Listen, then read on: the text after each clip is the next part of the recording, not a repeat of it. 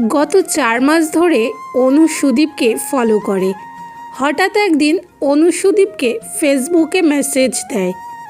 Hello Sudip ভাই, আমি আপনাকে একটা কথা বলতে চাই, যদি কিছু মনে না করেন। অবশ্যই বলো, কি বলবা? আমি আপনাকে গত 4 মাস ধরে ফলো করছি। আপনাকে আমার ভীষণ ভালো লাগে। এক কথায় বলতে পারেন আমি আপনাকে ভালোবাসি। ফাজলামি করেন? ফাজলামি না, সত্যি আমি আপনাকে ভীষণ ভালোবাসি। অনেক দিন থেকেই ভাবছি বলবো, কিন্তু সাহস হয়ে ওঠেনি, তাই বলতে পারিনি। আজ কেমন করে সাহস হলো শুনি? আসলে আমি কাল থেকে ভাবছি আমার মনের কথাটা জানাবো। আপনি রাজি হলে হবেন, না হলে না, তাই আজ জানালাম। বাহ, এতদিন ধরে কেউ আমায় ফলো করে আর সেটা আমি বুঝতেই পারিনি।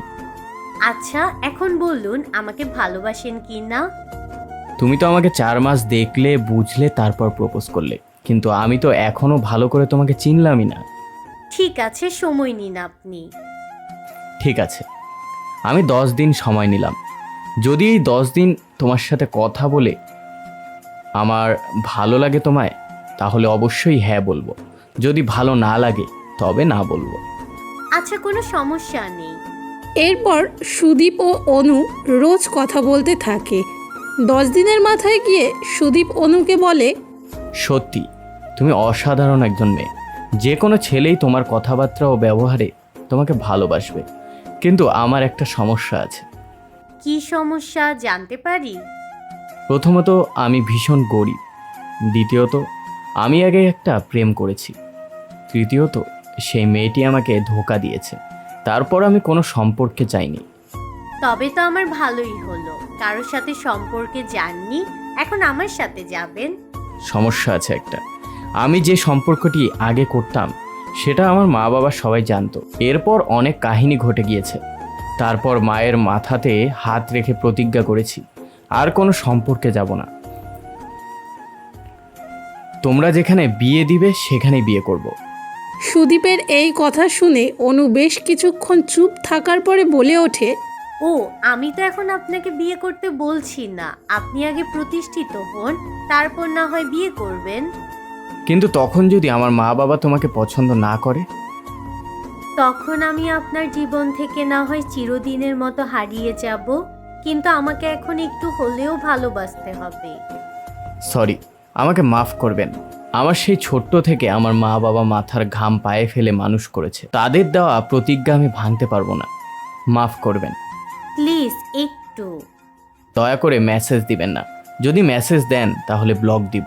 ঠিক আছে, ভালোবাসা দিতে হবে না, বন্ধু হয়েই থাকবেন না হয়।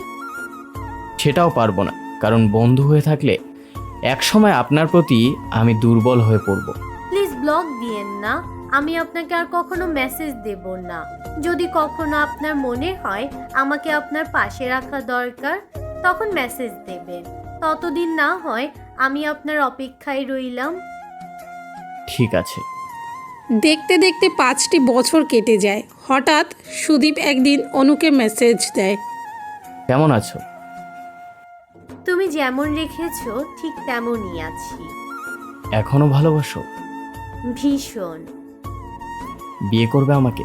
তুমি চাইলে এই মুহূর্তেই করতে পারি।